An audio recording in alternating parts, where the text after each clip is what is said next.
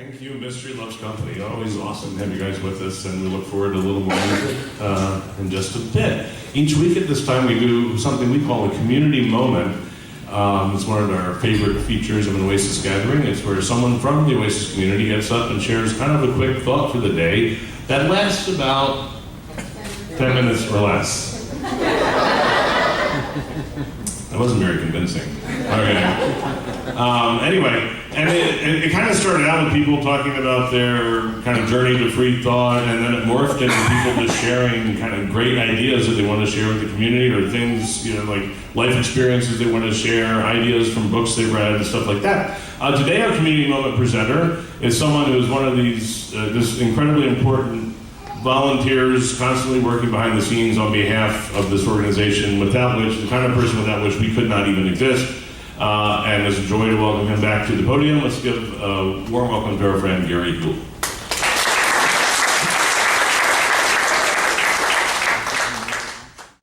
Yeah, good morning, everyone.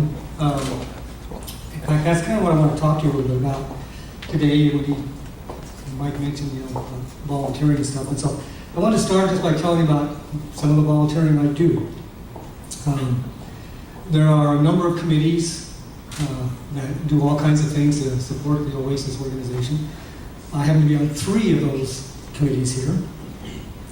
I do other things. You've seen me pass the hat around and count the money in the back and stuff like that.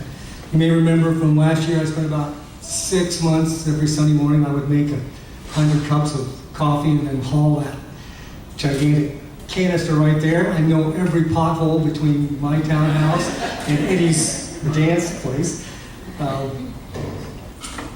So by this point, you're probably thinking, this guy's kind of nuts. What's he doing all this stuff for? On top of that, starting next month, I'll be hosting one of the community groups on the Interlude.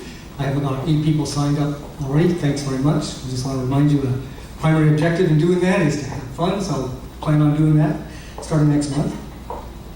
And what I really want to focus on is not all the things that I do, but what do I get out of it? And I want to share some of those thoughts with you today. I've made a lot of friends here. I know a lot of you. I'm sure a lot of you know me.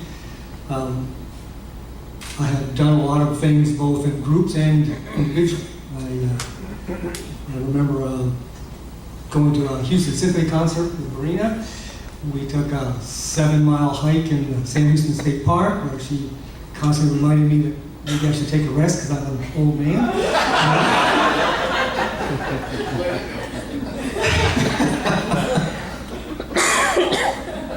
I've met people here and some outside of this group because of people in Oasis. I started originally with a group that met about cosmology, but now we've morphed into things way beyond that.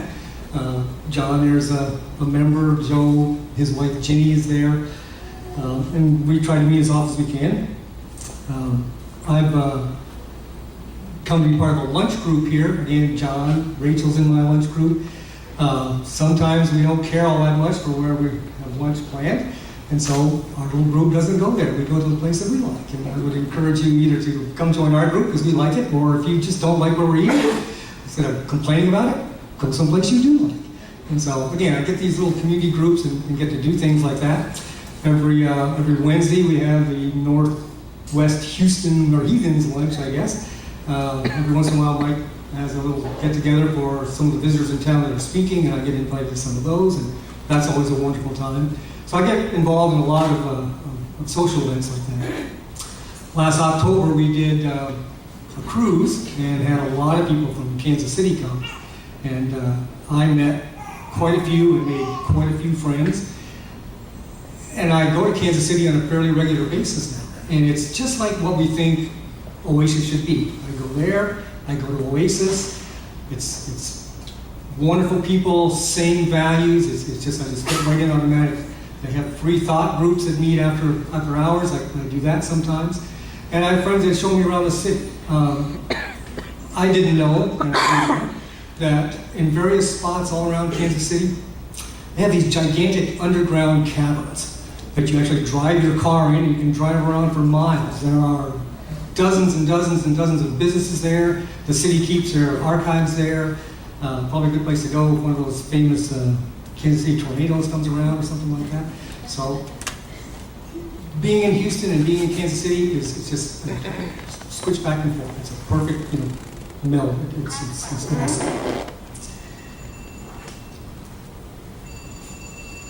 I have almost as many friends in Kansas City as I do here. And so we've talked about how, we have, 12, 13 communities now around, whatever, and we're trying to make that grow even more. Don't know what the ultimate goal is. That's going to be, the entire world or whatever. But I just want to say to Mike, maybe I should apologize. I know how hard you are at working on to accomplish that, but when you weren't watching, I just moved in and started living there. So I'm already in that kind of world that we want to see it become because of Oasis.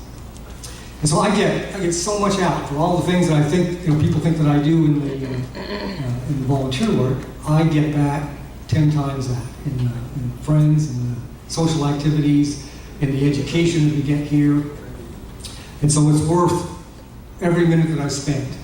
And I'm also a recurring donor. We talk about how we need money for the places we meet, utilities or whatever it might be. We want speakers and musicians and be able to pay them what they're worth. But I want to say just a little bit more about volunteering and what it means to help out in Oasis, how you support Oasis. I've heard Mike say a number of times, you support Oasis just by showing up. You support Oasis by taking your children down to the child care area because you trust Oasis to watch your kids while you're in here watching these presentations. Not everybody can give financially. Some people give in a hat. The best way, of course, is with the recurring donations because that lets us have a more defined budget. It helps if you're not here some Sunday, you still are giving because it happens automatically instead of having to put money in the hat. But all the things that you do are appreciated and necessary to make Oasis successful. It's not just the money. Everybody here, just by showing up, is a part of what it's going to take to make Oasis what we want it to be someday. So, bottom line is, if you can give financially, please do. If you can't, know that you're still appreciated, welcome. That's how Oasis operates. And so, thank you for being here, and thank you for your donations. And again, if you can do the recurring donations, that's the best way. I do the recurring donations because, again, it happens every week automatically. It's good for our budgeting process. We'd appreciate it if you could help out in that manner also. So, thank you very much.